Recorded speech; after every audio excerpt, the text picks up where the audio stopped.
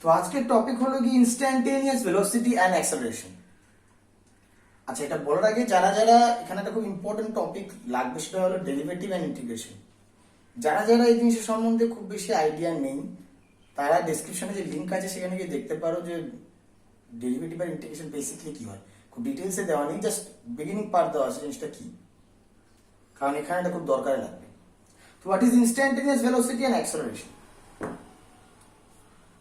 তো যদি কোনো বস্তু ইউনিফর্ম ভেলোসিটিতে মুভ না করে, মানে ইউনিফর্ম ভেলোসিটি হলে কিরকম জিনিসটা হয়, ইউনিফর্ম ভেলোসিটি মানে বেগ ইকুয়াল টু সরণ বাই সময়। আমরা নর্মালি বলেছি বেগ ভি দিয়ে সরণ এস সময় টি। বাট যদি কোনো বস্তু ত্বরণে থাকে তাহলে তো বেগ কন্টিনিউয়াসলি চেঞ্জ হচ্ছে, তাহলে তখন কি করে হবে? তখন কিন্তু সরণ বাই সময় কখনো বেগ দাঁড়াবে না, ফিক্সড। কারণ তখন যদি ভালো মতো দেখা যায় তখন জিনিসটা এরকম দাঁড়াবে যে ত্বরণ equal to V minus U by T, বেগের পরিবর্তন বাই সময়, যার থেকে আসবে V equal to U plus at. তাহলে তখন আমি কি করে বার করবো? তাহলে তখন তো হচ্ছে না। আর তাই এবার যদি আমাকে এখানে ডিসপ্লে দূরত্ব বার করতে হয় তাহলে কি ভি ইন্টু টি হয়ে যাবে? হবে না। এই জিনিসটাই ডিফারেন্স, হবে না। বাট সেটা না হলেও বা কি আমি বার করবো কি করে, হলেও বার করবো কি করে? তো তার জন্য যেটা লাগে সেটা হলো এটাকে গ্রাফিক্যালি এক্সপ্লেন করা যায়। গ্রাফিক্যালি, কখনো কখনো একসাথে ম্যাথামেটিক্যালি, দুটো একসাথে করা যায়। তো সেটা কি, যে প্রথম আমাকে যে দুটো জিনিস জানতে হবে সেটা হলো এসটি আর ভিটি গ্রাফ, সরণ সময় বেগ সময় লেখচিত্র। তাহলে যদি এরকম আমি একটা গ্রাফ ড্র করি, এটা এস, এটা টি, এসটি গ্রাফে এটা হলো এসটি গ্রাফ, এই হয়েছে যে কোনো জায়গায়। তো যদি আমাকে বলা হয় এই টাইম,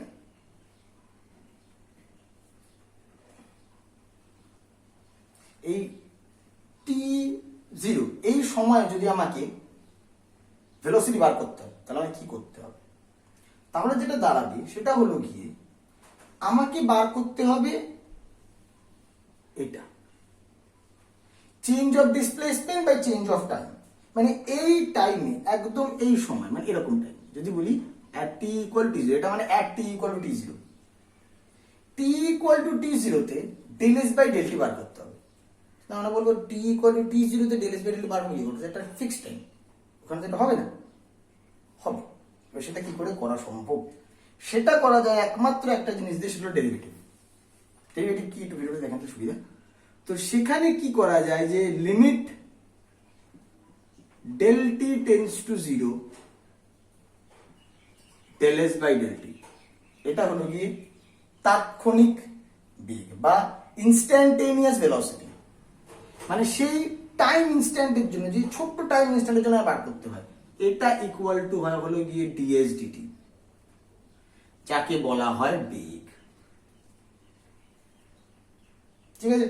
তো limit del t tends to 0 del s by del t মানে হলো change of displacement by change of time, সেটা হলো গিয়ে ds dt, আর এটা হলো গিয়ে বেগ। যদি আমি যে কোনো ক্ষেত্রে বার করি, যেমন আমরা এটা জানি, যেটা কিছুক্ষণ আগে লিখলাম ac ইকুয়াল টু vt, এখানেও যদি আমি ds dt বার করতে চাই তাহলে কি হবে, d dt অফ vt, যেহেতু বেগ কনস্ট্যান্ট তাই সে বাইরে চলে আসবে, তখন হবে d dt of t equal two v। সমবেগে যেটা বেগ ছিল সেটাই এসে পড়লো। বাট যদি আমি সমবেগ না এমনিতে করতে চাই তাহলে জিনিসটা এরকম আসবে না। নর্মাল যে কোনো কিছুর ক্ষেত্রে জিনিসটা এরকম হবে না।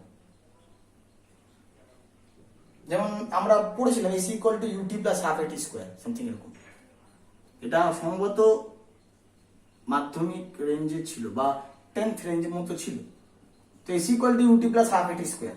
যদি আমি এবার ds dt বার করি, ds dt বার করলে আমি কি পাবো, d dt of ut plus half at square.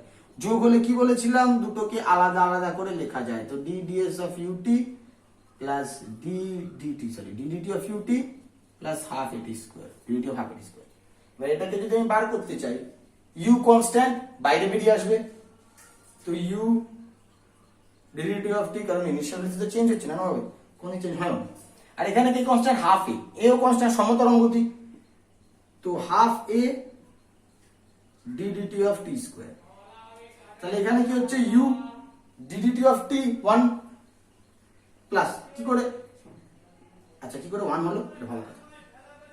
আমরা কি জেনেছিলাম T to the power n এর derivative n T to the power n minus 1, তাহলে এখানে কি হবে 1 T to the power 1 minus 1 plus half into a into T square কি হবে 2 টি টু দি পাওয়ার 2 মাইনাস 1, 2 2 কেটে গেল। আচ্ছা টি টু দি পাওয়ার 0 মানে 1, তাহলে u, আর এটা t, তার মানে u প্লাস at, এটা কি হলো v equal to u plus at, সমতল গতির বেগ। তো সব ক্ষেত্রে এটা হলো গিয়ে আমার ভেলোসিটি, যে কোনো ক্ষেত্রে, মানে এটা করতে হবে না যে কোন ফর্ম, কোন ত্বরণের গতি, কি গতি, এটা সবসময় eligible. v equal to ds dt, যে কোনো টাইমে যে কোনো জায়গায় অ্যাপ্লিকেবল। এবার এটার গ্রাফিক্যাল রিপ্রেজেন্টেশন কি, যে v equal to ds dt, ডেরিভেটিভের গ্রাফিক্যাল রিপ্রেজেন্টেশন আমি আগে বলেছিলাম যে dy dx যদি yx গ্রাফ হতো, তাহলে dy dx হতো যে কোনো পয়েন্টে সেই কার্ভের উপর যে ট্যানজেন্ট টানি তার স্লোপ। মানে এখানে যদি আমি কোনো ট্যানজেন্ট টানি, তার অ্যাঙ্গেলটা থিটা হলে ট্যান থিটা হলো গিয়ে তার স্লোপ। মানে এটা যদি yx হতো, এটা যদি y আর এটা যদি x লিখতাম, তাহলে dy dx কি হতো আমার ট্যান থিটা, এই ট্যান থিটা। এখানে তাহলে ট্যান থিটা কি আমার ds dt, যেহেতু y s দিয়ে আর x t দিয়ে ডিফাইন করছি, তার মানে এটা ইকুয়াল টু v। তার মানে ds dt মানে st গ্রাফের কোন পয়েন্টে যে ট্যানজেন্ট আনি তার স্লোপ হলো গিয়ে ভেলোসিটি ডিফাইন করে। ঠিক আছে, এটা খুব ইম্পর্টেন্ট টপিক, যে st গ্রাফের কোন পয়েন্ট কার্ভের, st গ্রাফে কার্ভের কোন পয়েন্টের উপর যে ট্যানজেন্ট আনি তার যে স্লোপ, সেটা ভেলোসিটি ডিফাইন করে। ঠিক আছে, আচ্ছা তো st গ্রাফ হলো। Next vt graph. vt গ্রাফে আমরা যেমন st গ্রাফে আমি শুধু বেগ বার করতে পারলাম, আর কিছু বার করতে পারলাম না। vt গ্রাফের সুবিধা হলো আমরা দুটো জিনিস বার করতে পারি, সেটা কিভাবে বার করতে পারি দেখাচ্ছি। তো ফার্স্ট গ্রাফ, সেম টপিক, একটা কাজ। আচ্ছা তাহলে যেরকম ds dt হলো বেগ, তাহলে dv dt কি হবে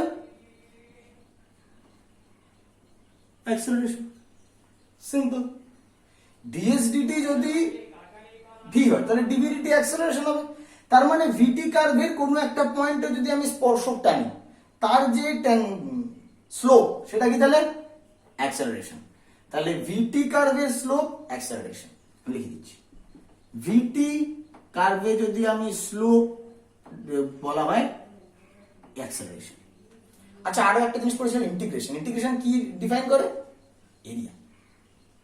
কিরকম, যদি আমি এখানে দুটো এরকম লাইন টেনে দিই, মানে t equal to a to t equal to b, তাহলে এটা বোঝাবে এই এরিয়াটা। মানে তাহলে integration v dt a to b, এটা বোঝাবে এই এরিয়াটা। ইন্টিগ্রেশন ভিডিওতে বলা আছে যে এটা কি করে এরিয়া বোঝায়। তো এটা হলো গিয়ে integration a to b v dt। আমি জিনিস বলেছিলাম যদি আমি এরকম লিখি, আচ্ছা v ইকুয়াল টু আমি কি জানি বেসিক্যালি ds dt, তাই তো। তো এটা যদি হয় তাহলে আমি ac ইকুয়াল টু কি লিখতে পারি ইন্টিগ্রেশন v dt, তাই তো। এটাও বলেছিলাম যে এটা করা যায়। dy dx equal to fx লিখলে y equal to integration fx dx, এখানে তাই হচ্ছে। v equal to ds dt লাগাতে ac equal to integration v dt। তার মানে এই যেটা বার করলাম, এই যে এরিয়াটা এখানে বেরোচ্ছে, এটা কি অরিজিনালি ডিসপ্লেসমেন্ট। তো vt গ্রাফে কোনো কার্ভের উপর যদি কোনো দুটো টাইমের এরিয়াতে আমি এরিয়া বার করি, দুটো টাইমের রেঞ্জের রেসপেক্টে, সেই এরিয়াটা কি ওই দুটো টাইম রেঞ্জের মধ্যে ডিসপ্লেসমেন্ট। তার মানে vt গ্রাফের এরিয়া কি ডিফাইন করে ডিসপ্লেসমেন্ট। তো st গ্রাফের স্লোপ ডিফাইন করছিল ভেলোসিটি, vt গ্রাফের স্লোপ ডিফাইন করছে অ্যাক্সেলারেশন, vt কার্ভের এরিয়া ডিফাইন করছে ডিসপ্লেসমেন্ট। ঠিক আছে, নেক্সট ভিডিওতে পুরো জিনিসটা গ্রাফিক্যালি রিপ্রেজেন্ট আলাদা আলাদা ফর্মে কি করে